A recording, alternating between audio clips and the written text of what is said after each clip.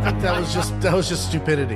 Welcome to the fourth installment of our very special 2024 Spooktacular Extravaganza. We're Three Nat Gentlemen, the podcast where three of the four hosts provide a refined and intellectual analysis of movies from our private collections, while one of us tries desperately to keep up.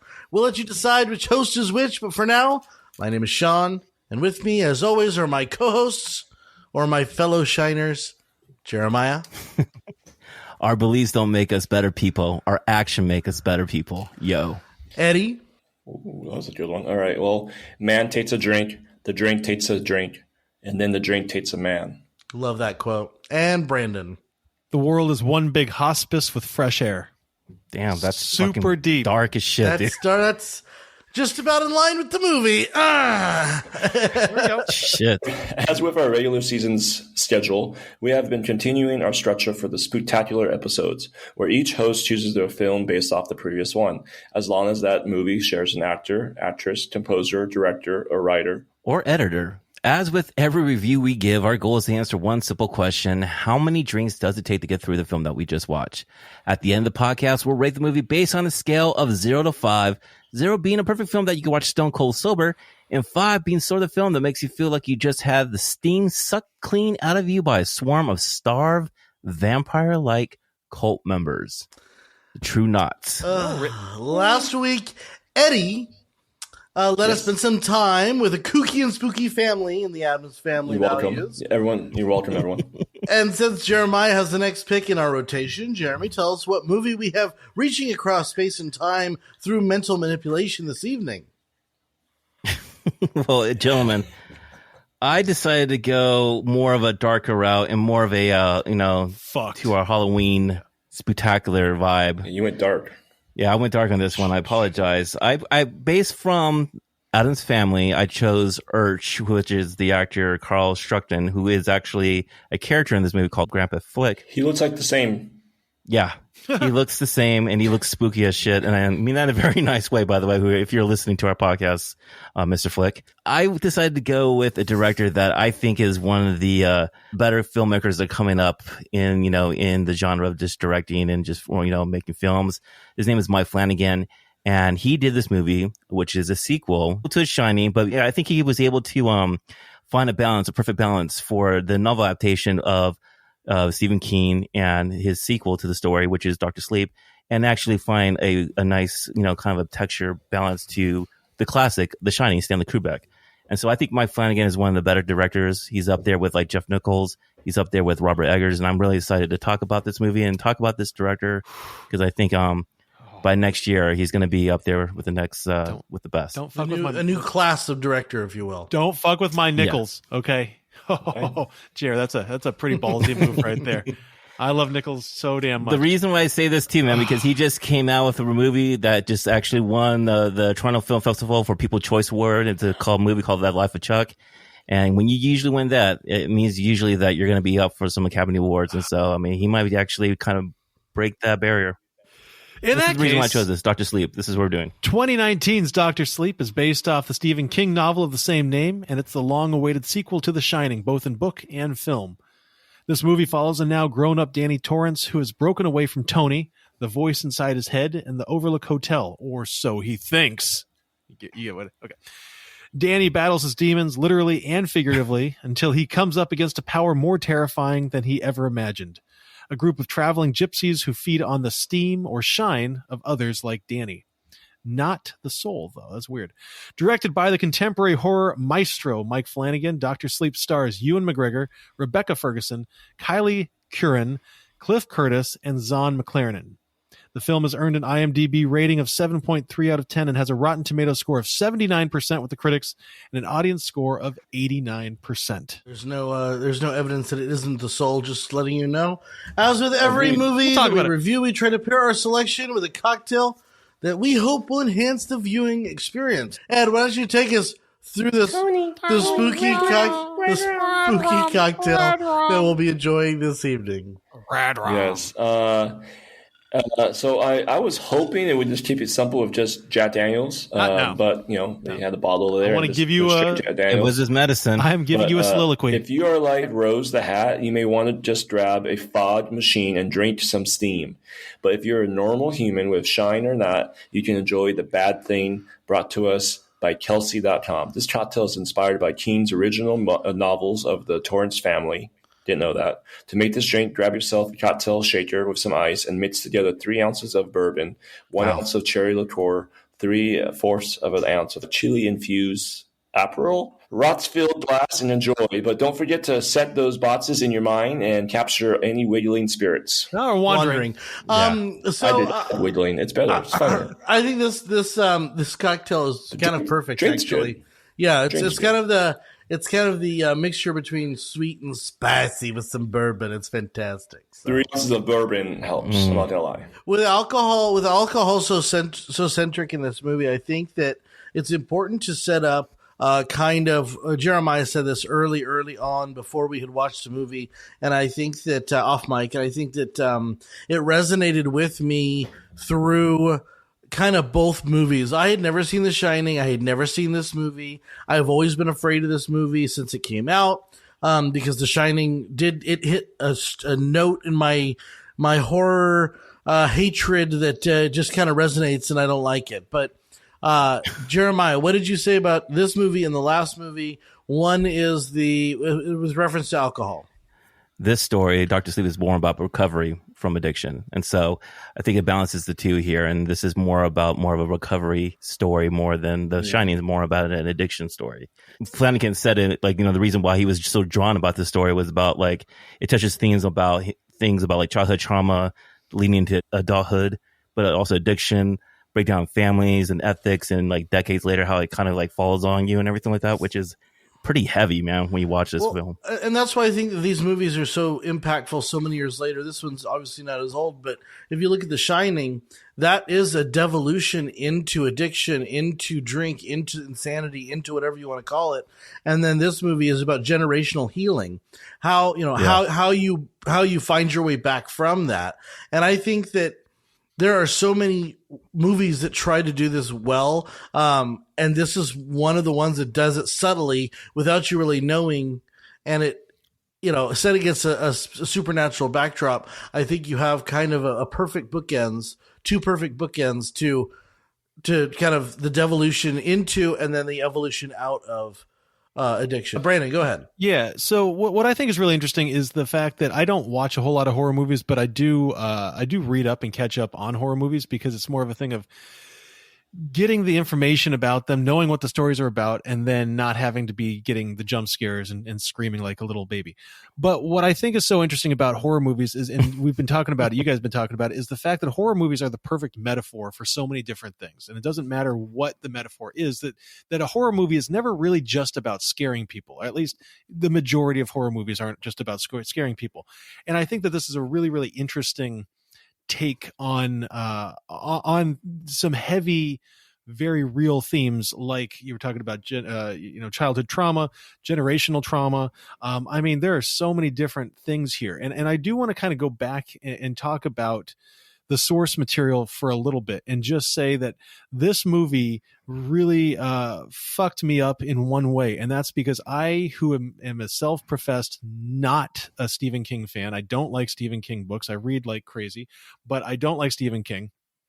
I went down the fucking rabbit hole over the last week since I saw this movie, because I realized that he is doing something that I absolutely respect, and that is that he is tying together all of his different stories into this universe, right? He's doing the MCU before the MCU did the MCU.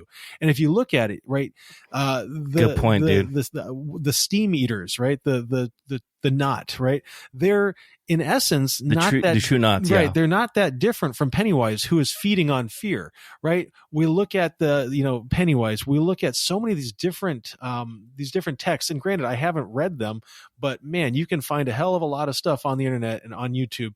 And I tell you what, I lost myself down this rabbit hole. And I think it's fascinating enough to make me want to read Stephen King, though not enough to actually make me do the Stephen King thing, which, Sean, I'm going to take it over to you because I know that you have changed your life. you should join our book club. We are reading every Stephen King novel on the book club. We were starting with Carrie, which does it matter? What we got like a life? Here's like, I mean, who the fuck cares? I mean, Carrie. But here's the cool thing, right? Carrie, Firestarter, all these different books, all these different stories are about these people with these supernatural abilities, right? Even the Dead Zone, right? Sure. You got all these things, and if you look at it, don't spoil anything because I haven't seen it. They're all emitting steam, right? They all have the steam, and we're going to talk about it. But the steam is different than the soul. Just so you know. And just so you know, you cannot use facts not in evidence. So you cannot use facts that are not strictly from this movie.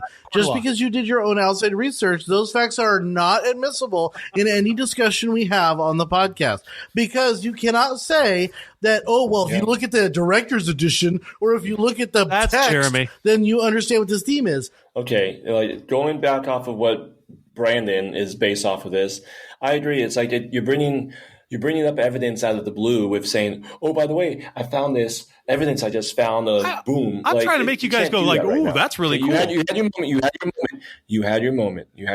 Okay, so it doesn't mean we won't listen. That's how you see it, and it doesn't mean we're not wrong. We're not wrong. It doesn't mean we're wrong or right. I'm just saying, from the movie's perspective, the steam does not say one way or the other whether does not say what it is. It's only though. I could say I could also fight saying that Jeremy, what's his name, Pennywise, was sucking the soul out of every kid, which he kind of was. Fear. Yeah, he was sucking the fear. It's a different thing. This put a different light of the movie The Shining. Like I never understood The Shining, and now watching this movie, it makes me want to go back and watch The Shining all over again. So I would grasp a different connection to it because it really explained it so well. This movie explained the first one so well that I feel like the first one I missed big parts of it. I felt like, and I really enjoyed that this movie left off where that movie ended.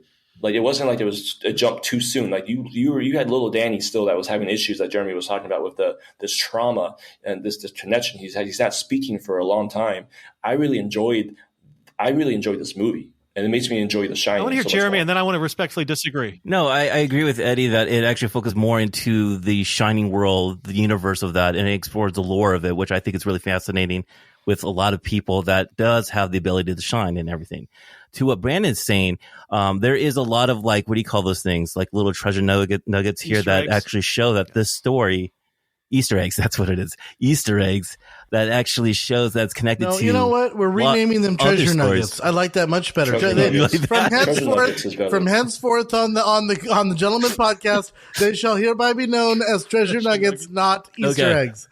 All right, treasure nuggets. Treasure nuggets. Okay, so there's a lot of treasure nuggets, especially like what he's talking about with Pennywise, as well as the Dark Tower. When what's his name? Carl Lumbly portraying Dick Halloran, which I think he knocked out of the park, his character, and actually playing that character. He tells Danny that you have a debt to pay, cause a will or something like that. And when he's saying that has a reference to the other story of the Dark Tower. All Stephen King's book kind of connects with each other in a lot of ways. I mean, Castle Rock, there's 39 stories that focus on Castle Rock, Also, Brandon, I mean, some of your favorite movies are Stephen King's. I mean, you got The Green Mile and you got Shawshank Redemption. Mm-hmm. I mean, but again, they all kind of follow in the same story. I mean, it's kind of the same city in the same area, dude. It's kind of weird like that, dude. So one of the things that I want to bring up first about this movie is the complete recasting of everyone from the original. They didn't de-age. They didn't do a lot of trying to make you think that they were using the same actors. And I wanted to get all of your opinions on that because I think for me, it was jarring because I didn't quite know where we were and whether this was whether they were trying to use the same people or whether they were because I expected to see a de-aged Jack Shelley Nicholson. Duvall. I expected to see Shelley Duvall. And I think the actors they picked weren't necessarily great except for forgive me, but his spirit guide, I don't remember what his name was. That's Carl Lumbly. He plays he plays Scatman Crothers. Scatman Crothers. Well, here's the thing. I got two things. One is to answer and clarify something that Jeremy said. And that is the fact that I love Stephen King's stories. I don't like his writing style. And that is something that is very preferential. I don't like the way he writes, but you are absolutely right, Jeremy. Some of my absolute favorite stories, and there's a difference, right? You got the story and then you've got the actual presentation of the story. Yeah. I don't like his presentation of the story. I don't like his writing, but I love his stories. I just want to clarify that because I know that I'm going to get hate mail from a lot of Stephen King fans, and that's fine because I respect the shit out of him as a person, as a storyteller. I just don't like the sausage making. Now, if we go back to it, I'm going to tell you something. I absolutely was like giddy excited when I saw Shelley Duvall's other persona. I thought that the casting of who they got for doppelganger was brilliant.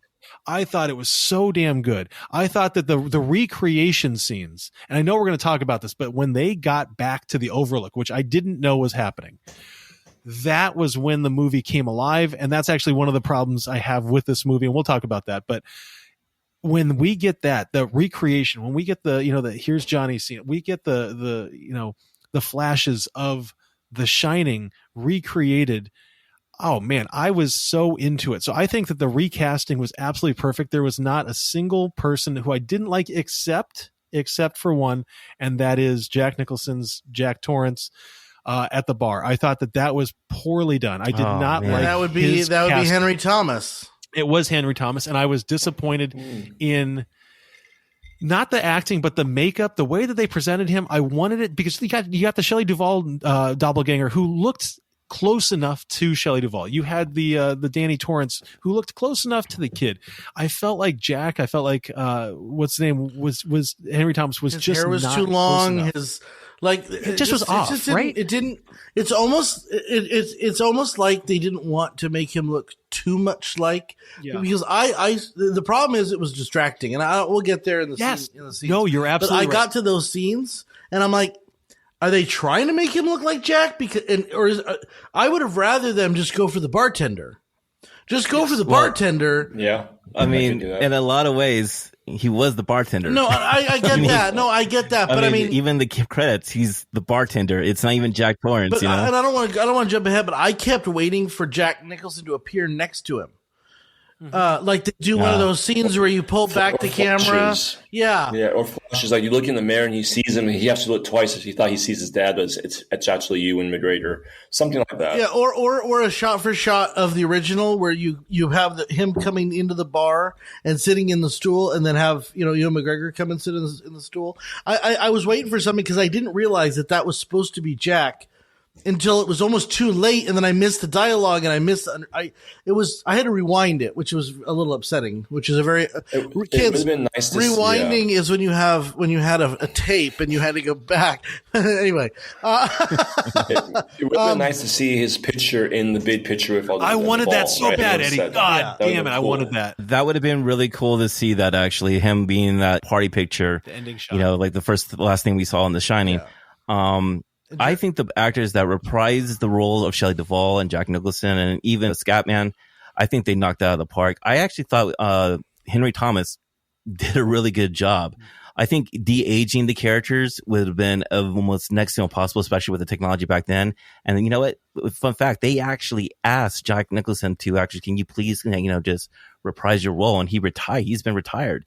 So that part right there, it's a hard thing to do because that is the final confrontation between where Danny is finally having that one-on-one and facing his demon and facing his past with his father. Which is why it was and I thought the delivery scene. Between, it is an important scene. Like, to have it there, and I think they did as much as they can. Hit pretty high, I think. The poison that's pretty much that has brought them to that situation.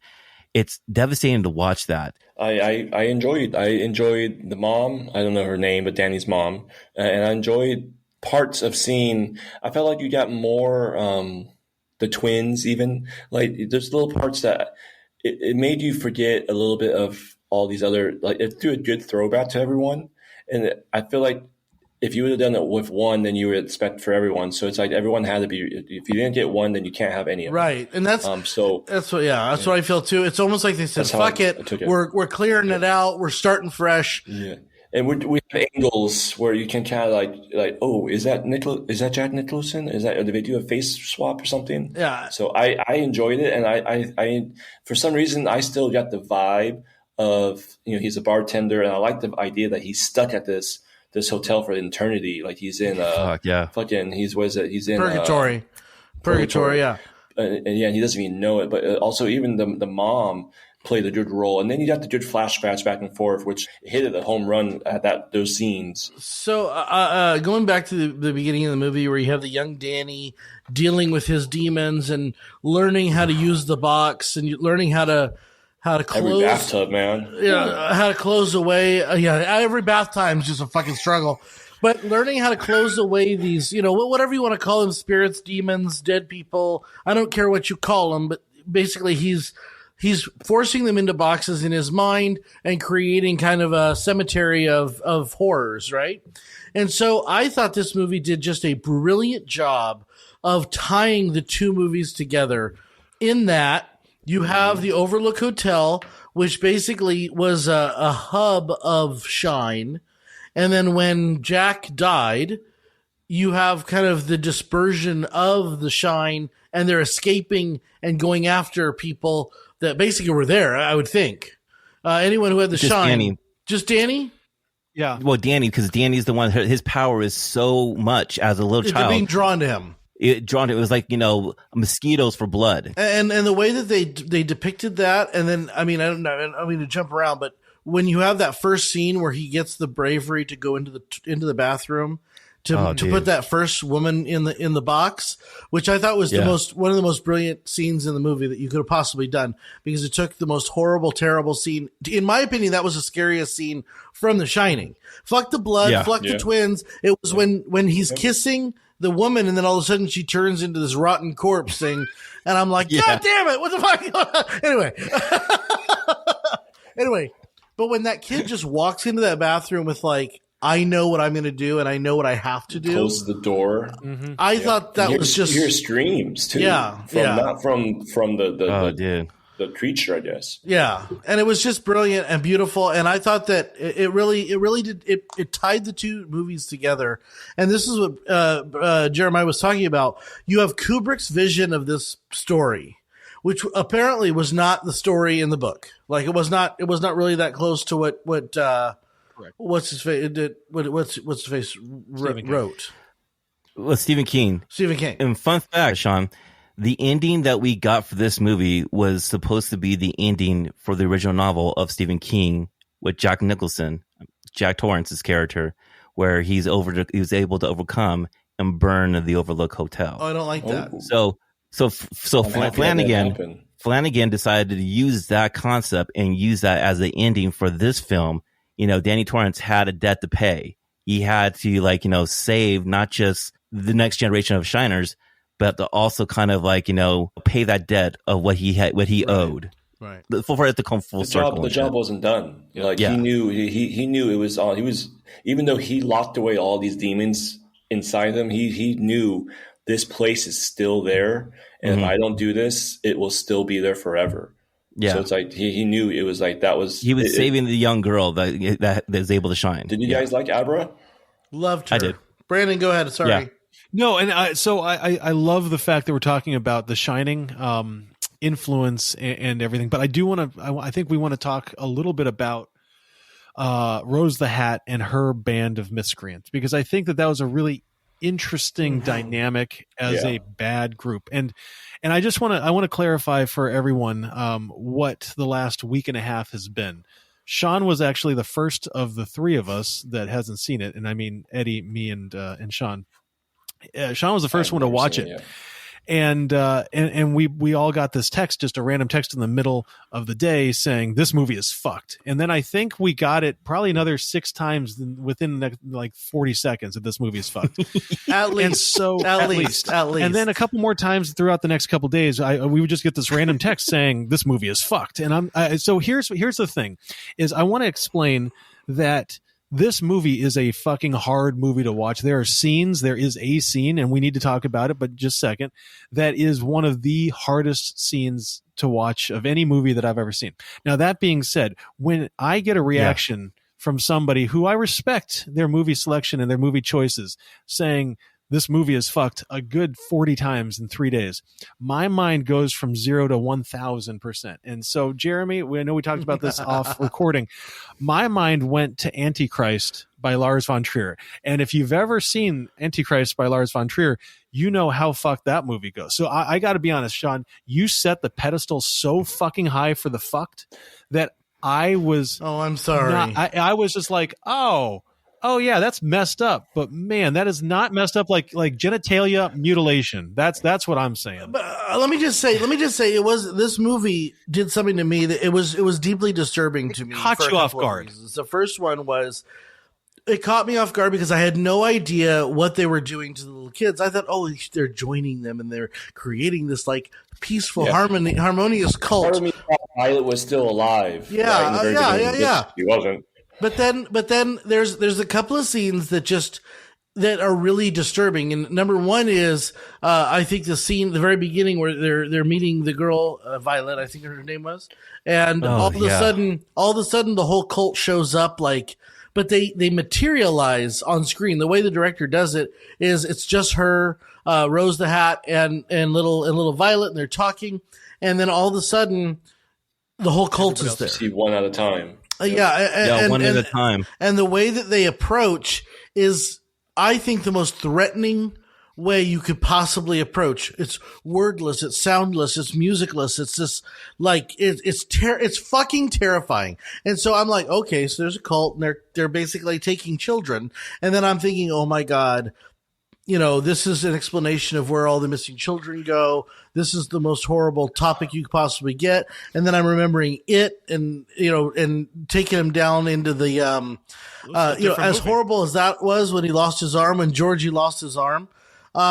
This movie is 1,000 times worse, because then later you have the scene, and I'm not even talking about the kids scene, but when the old man dies, when Pops dies, or whatever his name was, I think it was Pops, they're all sad and they're all depressed because one of their members is dying. And then as soon as his steam is released, they're fucking animals and they just attack the steam. And I'm like, Jesus, these people are the epitome of addiction. They're the epitome of will do anything for their addiction.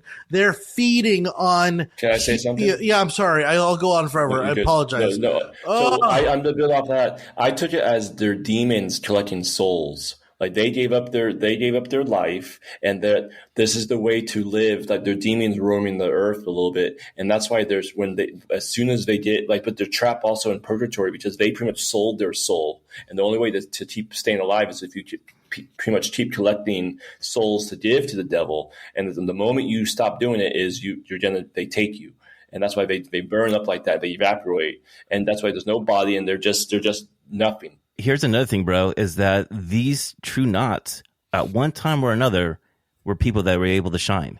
Yes. And so those people right there, they gave up their ability. They're killing their own. They killed themselves. They're cursed that girl, in so many ways. The shark bite girl or the snake bite girl, she had her own shine with being able to hypnotize people or put them to sleep, whatever. And she, in a way, she sold her soul to live forever in her little eyes and to join this cult. And that's how I took it as. I mean, I don't know. I would argue that as far as putting together a band of villains, of evil, fucking horrible people that all had their abilities and all contributed, no one was redeemable. Everyone was just terribly horrible. I don't think that there's a group on film that are more terrifying than this group. And what they did to poor little Jacob Twombly, Bradley Trevor. But the worst part about this movie is as they're killing this child with the shine, they know that the more pain and fear that they can elicit. And this is, I think, what goes back to it and goes back, it connects, the more pain and fear that they can elicit from this little boy, the more steam and the better the steam. But the scene that killed me above all else is when she goes down into the bus and you see all the canisters. And I'm like, how long have they been doing this? How many kids? Like, what is the, there's this, you got the sense that they've been doing this for thousands of years. When Grandpa Flick died, she literally, Rose the Hat tells, you've seen skyscrapers, you've seen Alexander the Great, right? You've seen emperors and people. Like, they've been doing this for such a long time, and it's so fucking terrifying knowing that this group has been terrorizing young people, kids, and you're right, like Sean. They were free. Like, they had no unchecked. They were able to do a lot unchecked. Unchecked. The more they torture you, the more the steam comes out. How fucked up that is. And Brandon was talking about Rose the Hat, Rebecca Ferguson. I have to say that she's probably the most terrifying, ruthless villain I've seen on film in the longest time, because she's enchanting, but she is also scary at the same time. When that kid goes, "Are you going to hurt me?" and she goes, "Yes." I'm like, oh, fuck. She is terrifying. She's scary in dreams when she's walking into Abra's dreams. She's scary in person when she's talking to people. She's almost telling the quiet part out loud to everyone, but nobody's listening. And she's just going about her business like being just overtly evil, like overtly horrible. I thought Rebecca Ferguson just knocked it out of the park in this movie. She was fabulous. She was fucking fabulous. But I also want to throw out, that scared me, those scenes. I want to throw out Crow Daddy, though. I thought that he was fantastic. He is an actor who I swear to God I've seen a million times, but then I look him up on IMDb and I'm like, I don't really know anything that I've seen you in. He was so fantastic, because what he was a perfect counterbalance to Rose. I don't know if you guys thought that, but to me, he was obviously not as assertive, not as aggressive, but at the same time, he was the quiet one. He was the go-doer, and I thought that the voice of reason, but just as villainous. Absolutely. But they played off of each other so perfectly, and so yes, I think that we can absolutely point to Rebecca Ferguson and Rose the Hat and be like, "Holy fuck!" But what I think is fantastic in this group, what is that actor's name? I said his name in the freaking. Hold on. Is Zahn McLaren. But see, I thought the same thing about Billy. Is I've seen both of these guys a million times, but apparently I haven't.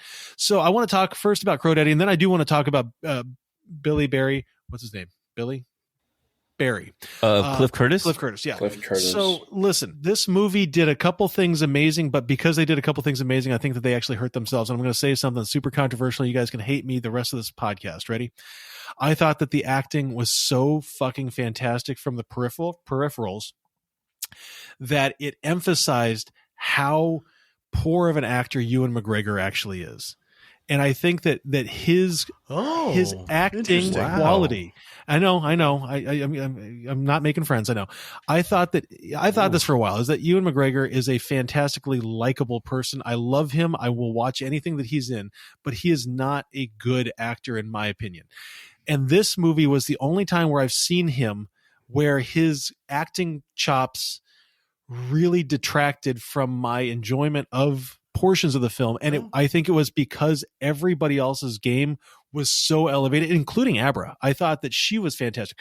I felt that that Barry was fantastic. I thought that obviously Rebecca Ferguson and Zahn McLaren were fucking off the charts good. But I do feel that Ewan McGregor was poorly cast because he couldn't hold it. All right, I'm going to say a couple things before we get into that, because I want to focus first on McLaren, the Native American gentleman. Yes. Yeah. Zahn. Okay, so he was where you're really seeing him the best, Brandon, is in the show called Westworld. That was and him. He had one episode or two episodes that were dedicated directly to him and the rise and fall of his character. And he was the oldest animatronic in the park in that show. And I'm telling you right now, that's what that show was made better by every time he was on screen. Yep. But those two episodes that he was in were some of the best.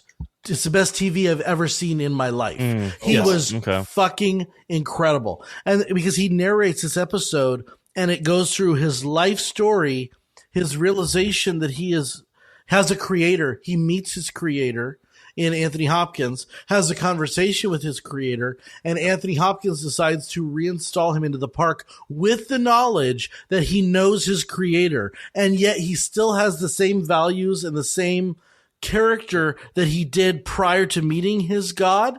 and it was just the most. I'm telling you, it was beautiful 2 episodes. That guy is magnificent. I just he was also in a show called Longmire. It was great in that. But I've seen Longmire's fantastic. Okay, Ewan McGregor. I don't agree with you at all. I think Ewan McGregor, of all the movies and all the projects that he's ever done, I think this was his best performance. I hated and loved him when he was drunk. I thought that it was just a raw, visceral portrayal of an alcoholic. Yeah. And then I think that he kind of disappeared as the movie as he got sober and as he got to be the hero. His acting kind of just blended in with everyone else's, and he let Abra really shine, and he let other people shine, and he didn't try to take the scenes because he's Danny Torrance. He is an underlying character. He's not this like overt character. He's not the main story of Doctor Sleep. It's supposed to be the next generation, which is Abra, which I thought too stole the movie in a lot of ways, where she's like supposed to be the next person, I do like the story about Dr. Sleep in this way, and Ewan McGregor, I thought he played it really well, where he's discussing in the beginning. He literally lets a child die in a lot of ways, You're not supposed to like this guy, and there is a redemption arc to his story that when his Force Ghost pays him a visit and says, like, you owe a debt. The whole sequence at the hospital where he's like the night nurse. That's where I was going to go. Yeah, go ahead, because I think he becomes the doctor at nighttime. But he becomes Dr. Sleep. But I think I think that's the best part of the movie for me personally. When you can make me emotional about something as science fiction-y as this, I'm emotional right now thinking about the way that he gave them exactly what they needed in the moment. And Ewan McGregor was so compassionate. And I'm not sure you get that from a lot of other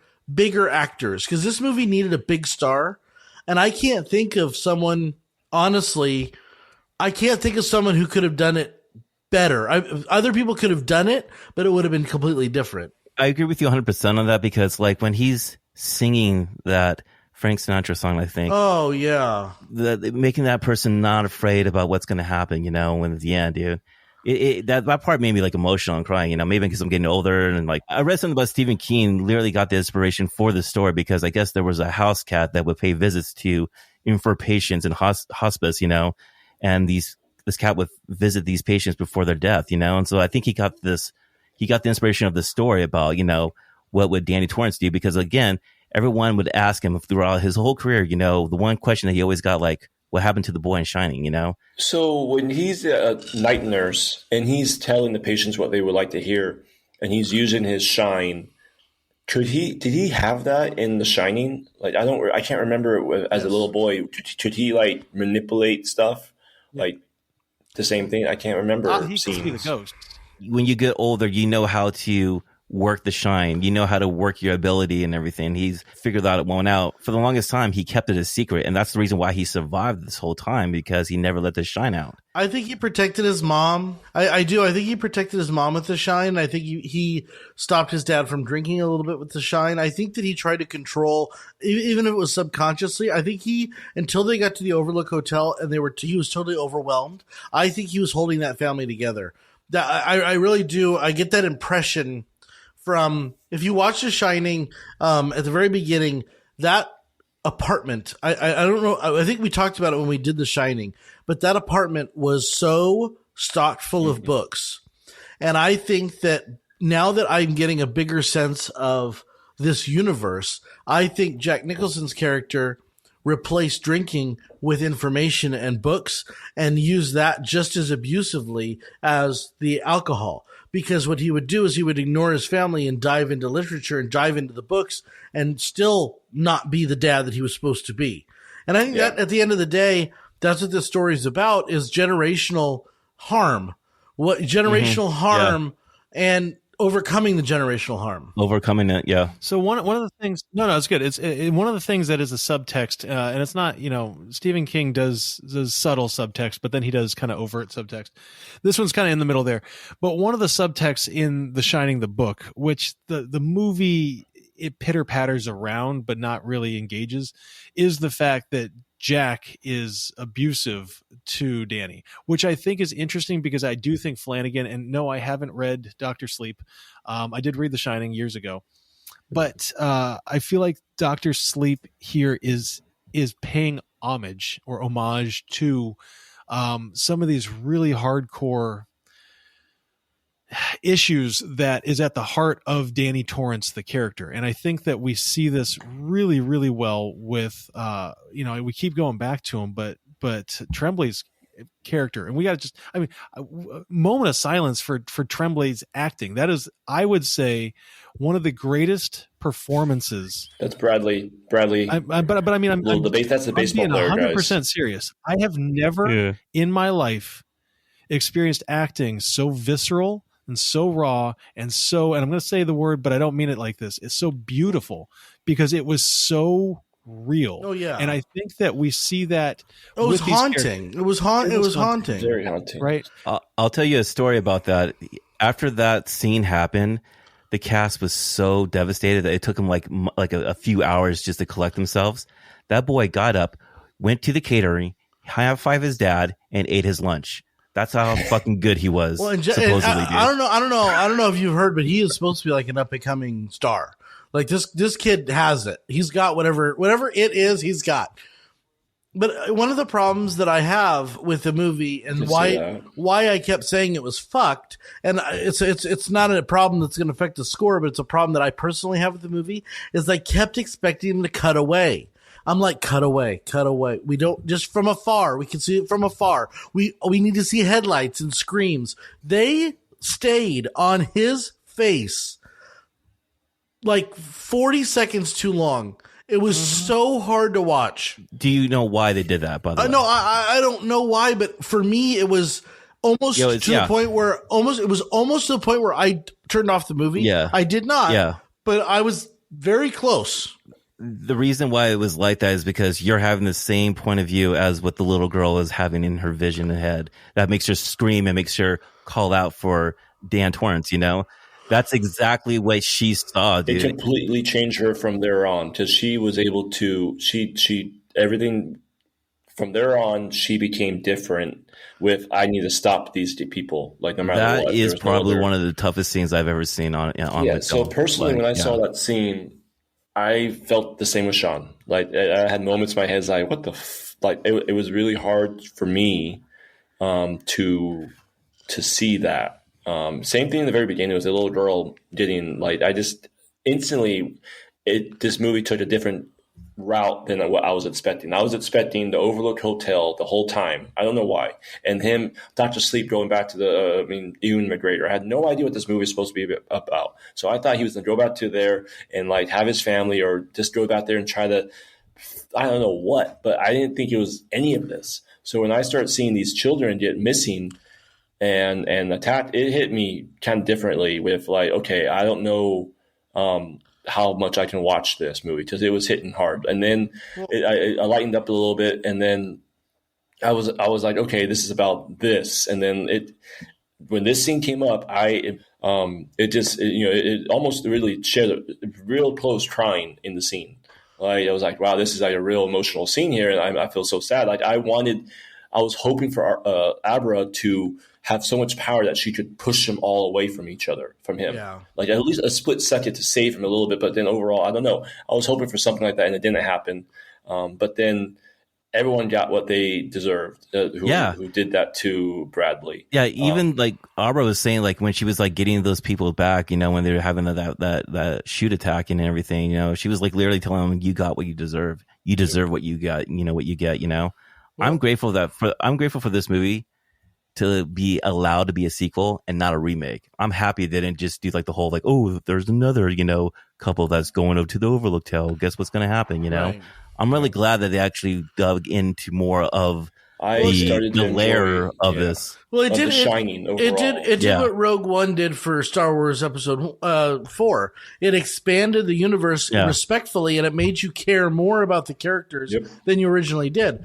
I will say this: as you progress through the story, we haven't even talked about Clifton Collins, who I think not Clifton Collins. Is that his name? It's Barry. Cliff Curtis. Yeah, Cliff Curtis. Yeah, the best Barry, the best friend. Awesome. Barry the best friend. Billy. It's Billy. It's Billy. Billy's the bad guy. Why did I write down Barry in my the notes? Chunk is one of the Chew Nuts. Barry, I feel like God, because you're stupid. No, Because you like the Chew Nuts. Because you like Barry, asshole. So Sean talks Billy, my the best friend. I was so like put off by him in the first couple of seconds. Yeah, I was too. I was like, "Who is this creeper? Like, why do you care?" Oh my god, I did. Yeah, and then all of a sudden it's like, "Oh, he's an addict. He recognizes addiction. He's getting," and then all this because I had no idea what this movie was about. I thought it was Danny dealing with the demons from the Overlook Hotel. Little did I know that it was a bigger universe with other people shine. And then anyway, I thought his character was so brilliantly executed, both acting wise and written. He was written so well in this movie, particularly the scene where Ewan McGregor comes in the middle of the night and says, "I'm going to tell you something. It's going to be crazy. You need to help me."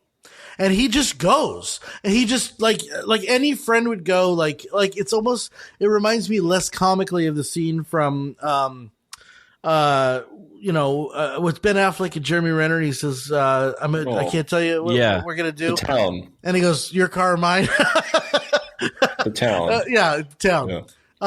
So I thought he was just such a brilliant actor. I thought the only actor that was wasted in this whole movie was Bruce Greenwood, who I think is just a magnificent actor, and he didn't do much. Was he the AA person? Yeah, the thing is about this is, unfortunately, this is the theatrical version. A lot of his scenes got cut out for the director's version. It makes sense. It makes sense. He was way too big of an actor to have one scene. Yeah.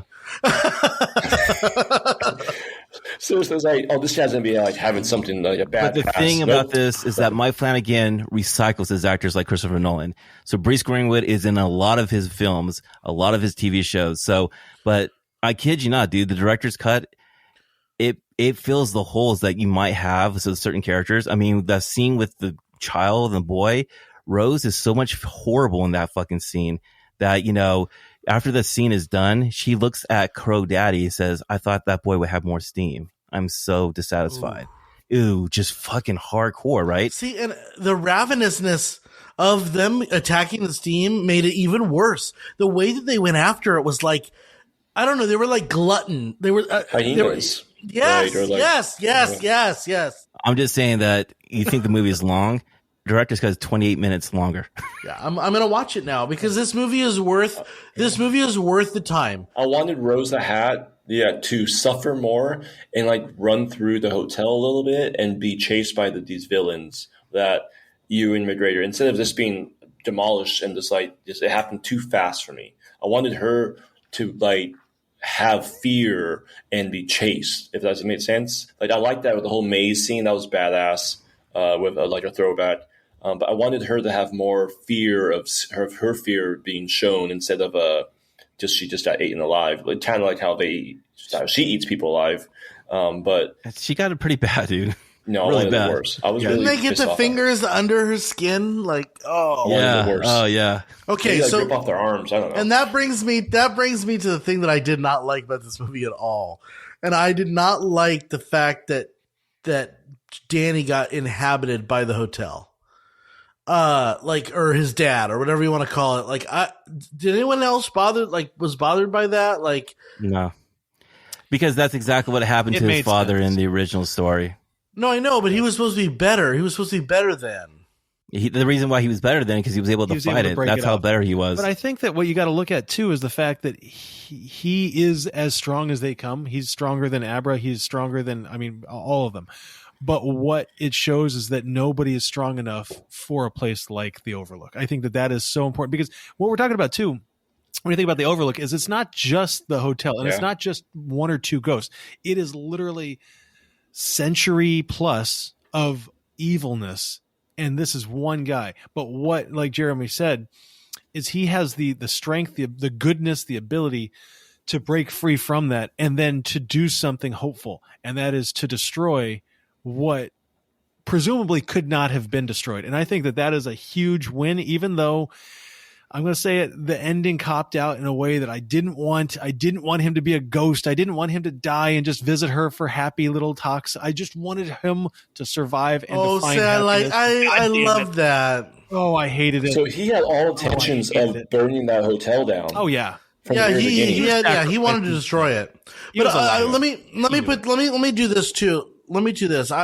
I loved that scene more than you probably, but it got my heart because I was like, oh, he's not there. Like I realized it in like 13 seconds that he's not there. But then there's a couple things I would have done different, but the music when they're driving up finally to the Overlook Hotel and you get that bum, bum, dude, that scene was dope. I was like, I've been waiting. Dude. I've been waiting for this moment. I've been waiting. It was, but the music was there. It was amazing. It was a capture of the beginning and I'm like, of The Shining. Right. Yeah. Right. It was exactly. shot for shot, but it brought you back. Like to me, it tied the two together in a way that was so like, that's Kubrick. And so that's the director going, yep, I liked that portion. Let's use it. Here it is. And it was just so beautiful. Here's our version of it. And it was exactly the same, but it was like, right. And it was as soon as that song turns on and you see them driving up, you're like, yeah, I liked it. I think the last 15 minutes, 20 minutes is all about the love of Kubrick's film. And I think the best scene for me personally is the scene where he finally sees his mom right before the thing burns down and the heartbeat's beating and beating. That's all you hear. And the reason why that's so good is in the director's cut, he talks about that he couldn't see his mom's face. And all he saw was flies. And so he will always look away from his mom, right. And that he can never have his mom look at him because the mom would never want to look at him because it reminded him of the father. So that moment right there was the first time they were able to actually see each other before they actually disappear. And I thought that scene was so fucking good, man. And the way that I would have ended the movie, let me just say this, is I would have had someone go to the Overlook Hotel, burnt down completely, and with their foot move the rubble and see the picture of the original picture of the party scene and have Ewan McGregor not in it because he escaped. You know what I mean? He escaped that. But then you'd have to have an earlier scene, and this would have worked. An earlier shot where he's kind of like reverse back to the featuring, where he's kind of coming through, and then you pull him out. Ooh, that would be badass. Yeah, that would have been pretty cool, man. I am happy that Jack Torrance, is it Jack Torrance or what's the last name? Danny Torrance. Danny Torrance. I am happy that it ended how The Shining ended how it was supposed to, because he couldn't get past, like he wasn't able to burn down the Overlook. And Danny was able to do this. That shows a good, like, he was able to overcome his dad's issues and get through it and just like find peace within himself and be better than his dad. And in a lot of ways, he was a parent to Abra. In a lot of ways, he was like her new father. In a lot of ways. And two, like, I think it's also a great metaphor at the end of the movie where you see Abra actually facing down the ghost that follow her, and she closes the door knowing the ghost is going to actually, come out, but she's going to face her demon. She's going to face that and be able to shine through. And I thought that was actually a good metaphor. Like, in life, only you can face your own demons, and the only way you can actually shine through that part. And I thought that was a great ending to that. Mm-hmm. And that brings us to the NRI review. Now it's time for the podcast where each of the hosts provides a score on the following scale. Crow Daddy. Oh, wait. I'm so sorry. R.I.P. Bradley. Mr. Bradley, can you please provide the following scale? Put some respect back in Bradley's name, okay? God. Number 19. You could have been one of the greats. Can't put his steam back in him. He was. 0, the perfect movie. You don't need shit to enjoy it. 1, a feel-good first cocktail. 2, a happy buzz. 3, you're going to Uber or Lyft in home. 4, a rough morning walk of shame. 5, blackout shit-faced scream rate drunk. Hey, on number 3, you're going to Uber or Lyft home. We should also say Tesla. You're going to Uber or Lyfting or Tesla home. Self-driving Tesla. All right, gentlemen, let's write down our scores. We should have the song right now during this moment, Jeremy. Put the song in so we wait. In a lot of ways, I like this better than The Shining. Is that weird? Nope. A lot of people have said that. Yes, it's weird. Nope. I wanted to do a 2.37 to honor the hotel building, but I feel like it's way better than that movie, that score. So it really can't do is. that. Yeah. Well, I think it is. Okay. I'm a little ashamed by what I'm about to put on the screen. Same here. Oh my God. Are you going to go 0? No. All right, are you ready? Yeah. Yeah. One, Yeah. 2, 3. I think I'm pretty good with that. Wow. All right. I think everyone's on the same page here. I'm pretty shocked about this, actually. Okay, because I thought you guys were just going to hate it because of the horrible shit. No. It wasn't horrible enough. All right, Because who's Sean gonna go set it first? up as bad. I'll go first. I'll take. Oh, Sean will take it, and then I'll take it after that. I'm gonna go first. I'll go Okay. first. All right. Okay. So Sean was able to set up this movie for me because I was expecting kind of like what Brandon was saying that like, oh my God, like I'm about to get scared. But I took it now. I was like, oh, I instantly found out what he meant by just within the first couple scenes. I was like, this is what he means. Okay, I can handle this a little bit. Let me mentally get prepared right away. This movie is definitely a good throwback with these tiny little, what is it called? Tiny nuggets. Treasure nuggets. Nugget treasures. Nugget treasure. Yeah, they're nugget treasures, bro. And it gives so much love to The Shining in the respectful way. I love how it treasure nuggets. It's treasure Treasure nuggets. nuggets, Not that's nugget right. treasures. Yeah. All these treasure nuggets. It's special. Like it makes you appreciate The Shining. And it makes me understand The Shining a little bit. That's why I was like, I need to go back to this original movie because I definitely did not grasp what the hell The Shining was the right way. I took it a little bit differently. So I appreciate this. I do wish they make a prequel to The Shining and now do the Overlook overall. I want to know more about the Overlook and all this. Like, can you imagine? Oh, There was something in the works, but the problem is this movie did okay in the box office that they did not do it. It was going to be a series of the Overlook Hotel. I want to know why it's so much bad. Like it perks my interest a little bit, and I would enjoy it. I did like Ewan McGregor. He's one of my actors that he's like the Liam Neeson for me. Like he's on the screen, like, oh, fucking just take it, bro. I enjoyed this movie, and I was happy. This was the first time I ever watched it. I was strapped in. It didn't take much to. I didn't want to drink much in this movie. I enjoyed a lot of it, so that's why I'm giving this a. Yeah, I didn't want to be too drunk. I felt like I was Jack Nicklaus. I was like, oh yeah, I don't want to drink in this movie. I'm gonna fucking have weird dreams tonight. But I'm giving this movie a 1.237. That's giving a little love to the little room 237. You know, it was supposed to be 217, and they didn't want to do that because I guess the real hotel. Yeah. No one wants to stay in that 217 if it was the original 217. Because so it's, Kubrick. I'm giving this a 1.23. Kubrick was hiding the fact that he staged the moon landing, and the moon is 237,000 miles away or something like that. Listen, go watch the documentary. 1.237. Real. That's a feel-good fish cocktail with a little extra on top of it, bro. A little extra medicine for you. Yeah, a little extra medicine for you to sleep well at night, guys. Let's go with Dr. House. Okay, so I thought that, quite frankly, this was the best horror movie I've ever seen in my life. I think that that is previously held by The Thing, which I think is a mindfuck of a movie. I think this is dealing with more philosophical topics than The Thing, and I think that's what really gets me. This has layers. Yeah, it's the layered philosophy of good versus evil. That evil comes and it is unchecked, and the instinct is to hide and to run, and finally someone stands, and it gives me hope that evil can be overcome. And even with that backdrop, you still have the wonderful addiction versus recovery. You have a character of Danny Torrance, who went from a scared child to learning how to deal with his shine to passing on the talents of his shine. We didn't even get into the couple of scenes with Abra, who I thought stole the show, in the back of the car where she became Ewan McGregor, and that was good. There was some phenomenal acting in this movie. This movie took The Shining, which I thought was already deep and difficult, and it made it more deep and more difficult, and the characters more nuanced, and the story more enjoyable, and it became a counterpart rather than a sequel. It's almost like it's expanding the universe, just like I said earlier, like Rogue One did to New Hope. It gave the movie more consequence. It gave the story more consequence, and I think that is very difficult, especially for a new director, especially for a topic like this.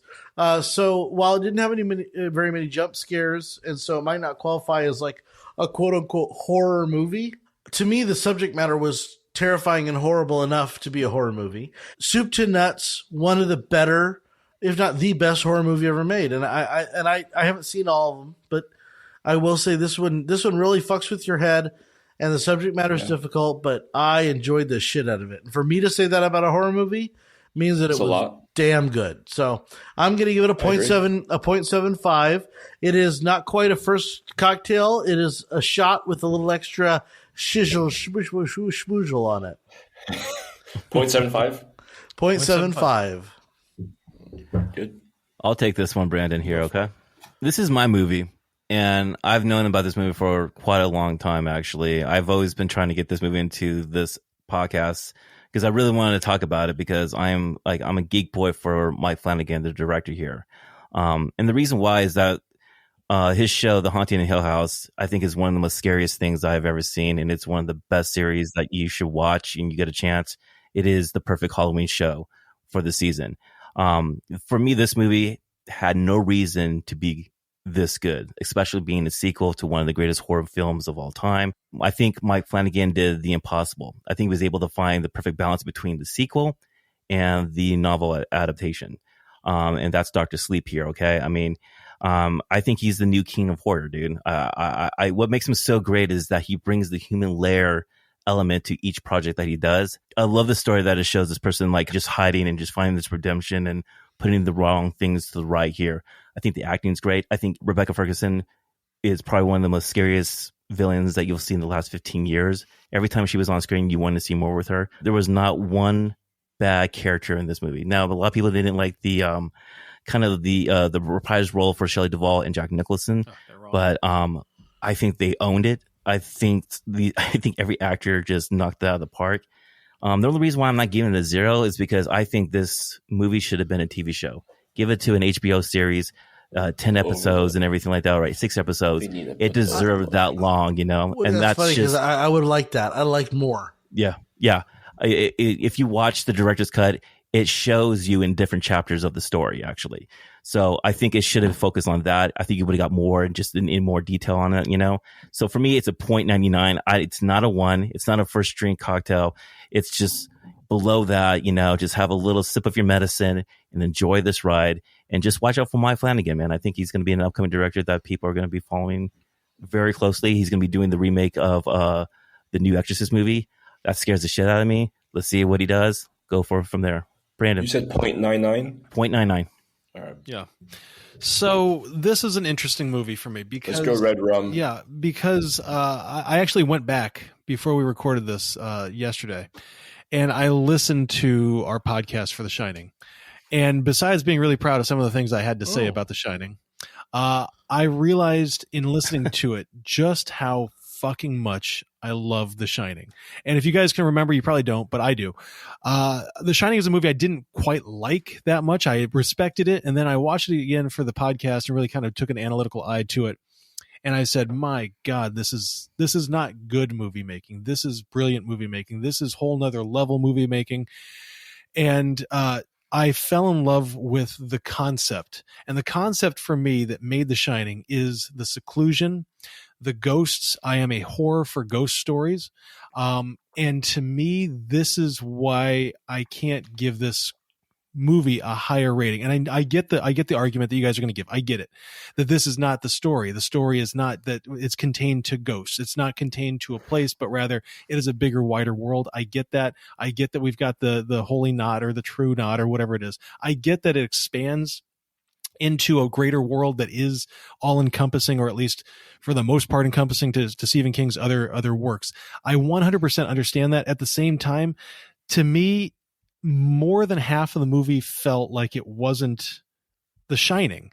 It was a character who was named after a character from The Shining. And then when we returned to the Overlook, that's when my heart melted and I said, holy fuck, like literally holy fuck.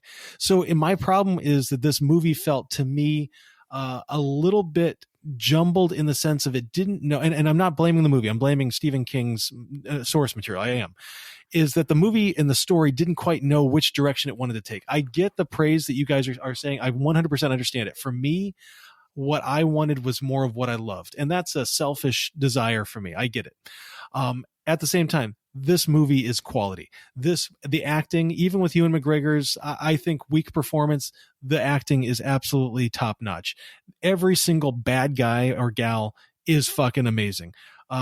Every single good guy or gal is amazing. This movie did do one thing that really bothered me, and it almost ruined me for Logan, and it almost ruined me completely for this, and that is to kill off characters that I feel are too innocent and too good and represent goodness. And I know that you need that, but my God, when Abra's dad died, and when Billy or Barry, whatever the fuck his name is, when he died, I literally paused the damn movie. That and was I a said, hard death, though. Fuck. That was a hard Mike, death. Fuck Kill yourself. you, Steven. Like I Don't said, do it. Don't do it. This That movie one's was tough. fucked. That one deserves this movie was fucked. No, I will be honest though. That one actually really bothered me. Brandon, don't watch the director's cut, okay? Don't watch the director's cut. Listen, I'm just going to end it on this. It was a fantastic movie. It was extremely well made. It is a great film. It is not what I was hoping it would be. But even that being said, what it was extremely good. It is a 1.64 for me. It is a 1.64. So what is that? That is a feel good first cocktail with a shot, and then some like sipping up somebody else's almost empties. Is there a hidden meaning for 1.64, by the way, Brandon? Like, is it something like Kubrick or something? Like, it meant something with no. the But that hotel being or anything, said, or is it just a I number am going to that throw out there a documentary that if you haven't heard of, you need to go see. It's called Room 237, and it is one of the greatest documentaries I've ever seen on film, and it is about film. It is about the conspiracy that Stanley Kubrick faked the moon landing, and that The Shining is his letter to the public saying that he was part of the filming of the moon landing, and it takes into account 2001: A Space Odyssey. It talks about what 237 actually symbolizes or could symbolize. I mean, the whole thing is fucked. If you haven't seen it, I will absolutely recommend that. You're going to go down through a rabbit hole. Oh, it's a rabbit hole, guys. That one consumed me for a month. I just get nervous when I go into a hotel if I'm close to 237, bro. Yeah.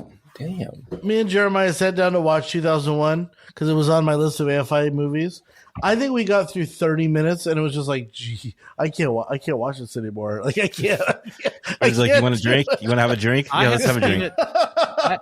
Let's go I'm proud of out. myself. I've seen it twice. Will I see it again? Probably one more time in my life. But man, Jesus Christ, never beyond that. Anyway, to answer your question, Jer, there is absolutely nothing, nothing hidden there. It is just a number that I picked out of a rose hat.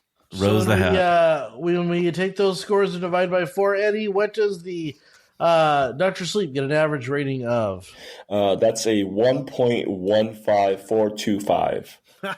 That's a 1.15425. I'm pretty sure it's by itself.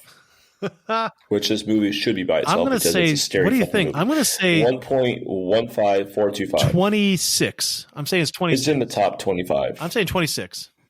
Oh, Sean, what do you Ryan think? is so fucking close, man. Good job. saying I think it's 25. 24. It's actually number 27. Oh, fuck. Damn. We're all getting close. Hey, we're all pretty good now with these guesses. All right, so what is better than Dr. that. Sleep? Deadpool Wolverine, a recent movie that we reviewed. Scream 5, Scream, Everywhere All at Once, Jaws, No Country for All Men, Scream 6. Some of them I don't agree with. Deadpool Wolverine cannot agree with some that of the one. Screams got really high ratings there, Brandon. Screams are really good. Screams are so What's good. worse? What's worse? What's worse is Clue, The Good and the Bad and the Ugly, Star Trek, the 2009 J.J. Abrams version, Wolf by Night, Ferris Bueller's Days Off, Alien. Good and Bad and Ugly, I disagree with that one. Being Everything but worse. Alien. Alien's a little low. Alien It's was okay good. though. We were hard on Alien, I feel like. Yeah, you always are hard on my movies. Anyway, That wasn't your Just movie. know that The It Shining is number 19, and that's a 0.8125. Yeah, that's where that one so should it's in the top 20 still. All Let me all right, crack good. it. Listen, that brings us to the end of our podcast episode, and it's time for one of our gentlemen to tell us which movie we're going to be watching and reviewing for our final week of the Holiday Spooktacular. And Sean, you are the final guest. Goodbye. So, host, what are we watching, and why are we watching it? And to be real honest, I have no memory of what we're watching. So tell us. Unfortunately, I went through a catharsis with what to go off of this movie, and the reality hit me like a load of bricks. We're going to travel back to our childhood, and we're going to do a movie that is, in all of our hearts, likely a 0. But at the same time, I think that I think that we have waited long enough, and this is the moment to bring E.T. the extraterrestrial What the fuck? to the podcast. And I'm sorry, has Halloween in it. So here we go with E.T. the extraterrestrial. So Wow. How did you get E.T.? And by the way, this is the 4th Spielberg movie that we're going to be doing this season. So I'm kind of curious, how'd you do this? Henry Thomas. Oh, yeah. I saw him and I went, oh. I have to. There's no. Listen to me very carefully. you've done too many of your favorite movies, Sean. You gotta stop doing Blame it. me, No. I don't care. Yeah, he hasn't done his top 5 AFI Next films. season, So. we got some fun stuff coming. Lawrence of Arabia. Next season, we got some fun He stuff hasn't done coming. Casablanca. Oh, Casablanca's a 0. So Jeremiah, that's a 0. Listen, I think that I'm really excited that we're doing E.T. because it is a Halloween movie. Oh, It yeah. is strictly a Halloween movie when you think about it, dude. And it's very fucking Time out. popular about that. So I do say time out. Can we put away our childhood love towards this movie and really try to watch it? No. Oh, It is- see, no. yeah. So you're not being Eddie, fair. then Then fucking watch it. Yes, I Ed. am. It is a It's- perfect movie. not. It's a perfect movie, Ed. Watch. There's Watch it zero again. wrong with that movie. Watch it with clear eyes. There is nothing wrong with that. Bro, you should probably watch it with your kids, dude. Oh, I cannot wait. I've been waiting to watch this movie forever. Everyone needs to bring a bag of Reese's Pieces, by the way. Oh, I'm down when for we that. do this podcast episode. Yeah, M&M's really fucked the pooch on that one. All right. All right. Well, if you're a fan of the podcast, please subscribe where you're listening and leave us a 5-star review on Overcast. You can also find us on Instagram at the Gentleman Podcast. You can drop us a line at hosts at thegentlemanpodcast.com. And I just wanted to throw some shout outs, Jeremiah, to new viewers around the country, around the world. We thank you all for listening. We've seen a pretty nice increase in our viewership this season, and we hope you'll stay with us through the holidays and into season, I guess that would be 6, wouldn't it? Oh, God. It'll be 6, too. And we got some fun Officially stuff my coming. longest relationship.